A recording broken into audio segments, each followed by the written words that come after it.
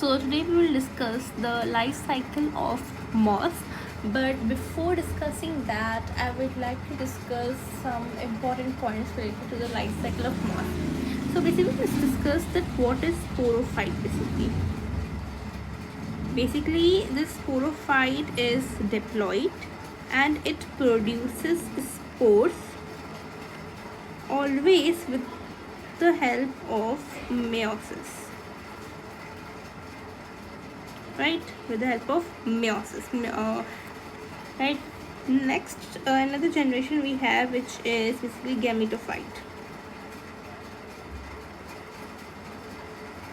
Right, basically gametophyte is haploid, it is N, and it produces gametes with the help of mitosis, and this is a constant thing. With the help of mitosis, right? Basically the male sex organ produces millions of sperm. We have discussed this thing that the male organ is basically we have antheridia. Antheridia is the male organ over here, and it produces millions of sperms. Millions of sperms, and they all are basically motile. They are motile. And we have female structure known as archegonia, which produces one egg, but that is non-motile. Right? Okay, let us consider that this is a plant.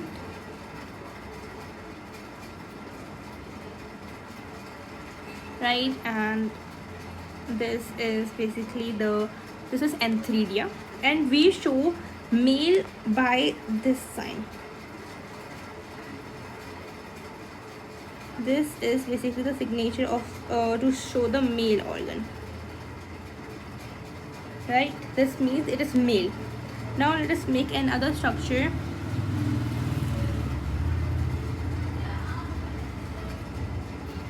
Right, and it's something like this. Okay, this is basically female.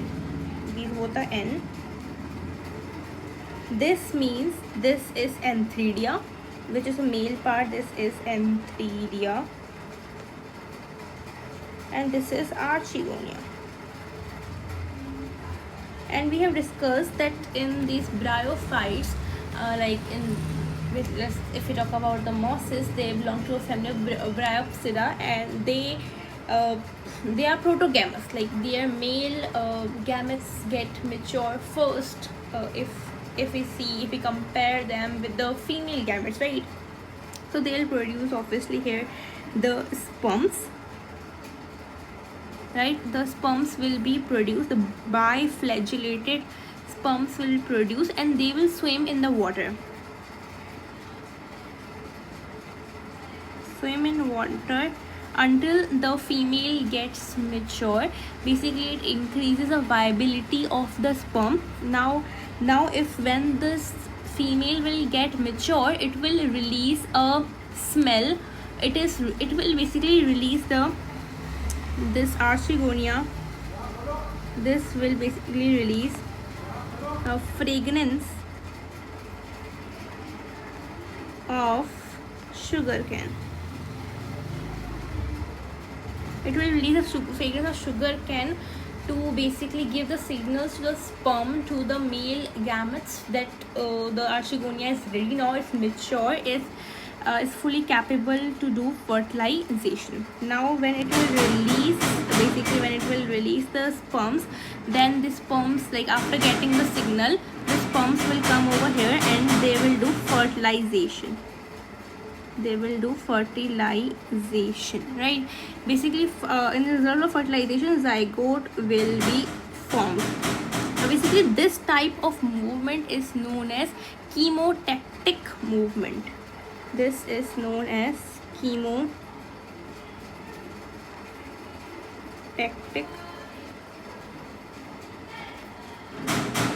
movement, right?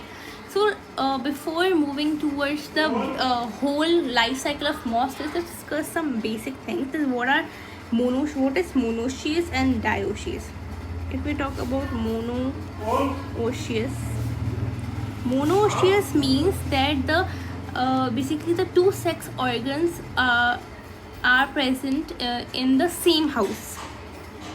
Two sex organs present in same house, right? But they will be in different position. The position will be different, obviously.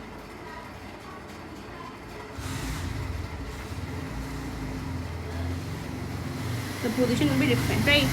Basically, these monoecious are also known as bisexual because in one house they are having two sexes, so they are also known as bisexual, right? And other we have which is known as dioecious.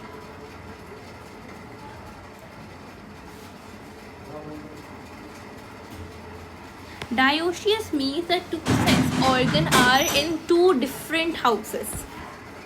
Let me write it over here. Two sex organs are in two different houses, and basically they are known as unisexual because every house has only one sex. That's why they are known as unisexual. If we talk about this example of this dioecious is basically polytrichum. Polytrichum is example of the dioecious and it belongs to the family of mosses. It is basically a moss.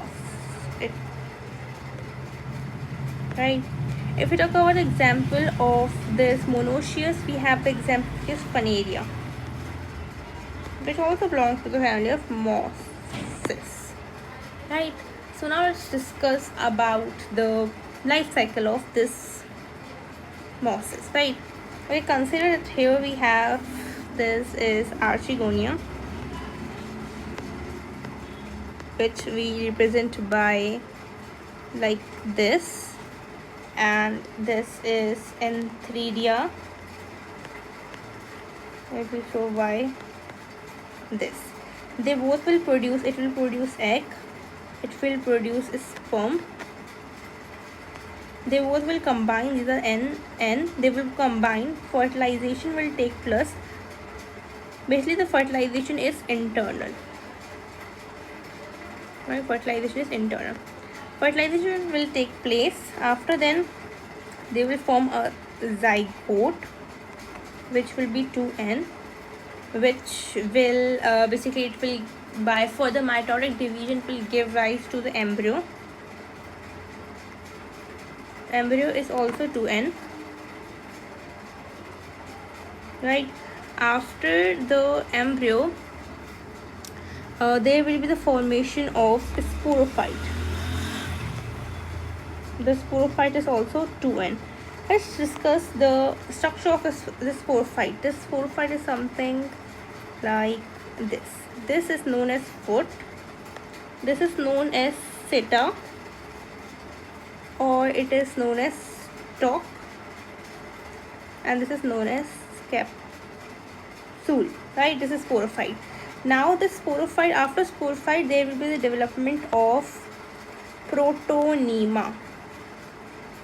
There is a structure, it is also basically before the gametophyte, and from this the gametophyte will be formed. Okay, so sorry, here obviously the sporophyte will produce the spores, and from the spores, and spores will be N, the spores will produce the protonema, and this protonema will basically form the gametophyte, which will be basically haploid, right?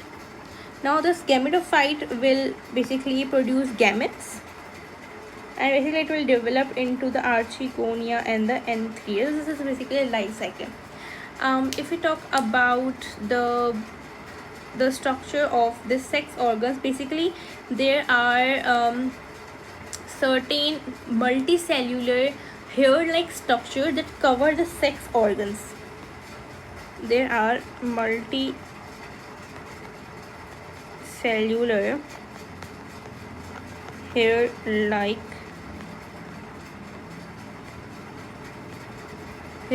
structure which protect the sex organs.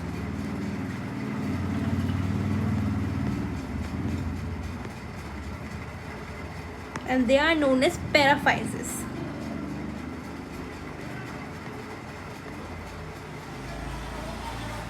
They are known as paraphyses, right? If let me draw the diagram as well. So this is, consider this is the sex organs, and these are something, these are paraphyses, right? These are multicellular hair-like structure, right? Basically in this, as we know that the gametophyte is dominant, and when the obviously sporophyte is produced, it will still stick to the gametophyte because the sporophyte doesn't contain chloroplast or chlorophyll to make the nutrition for itself. If we talk about the structure of the ovary and all that, it's something like this.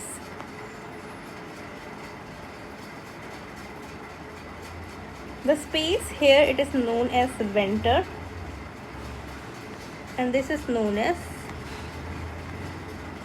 neck, right? So I hope this is clear to you. So if you have any kind of queries, you can ask me in the comment section. Be very glad to answer.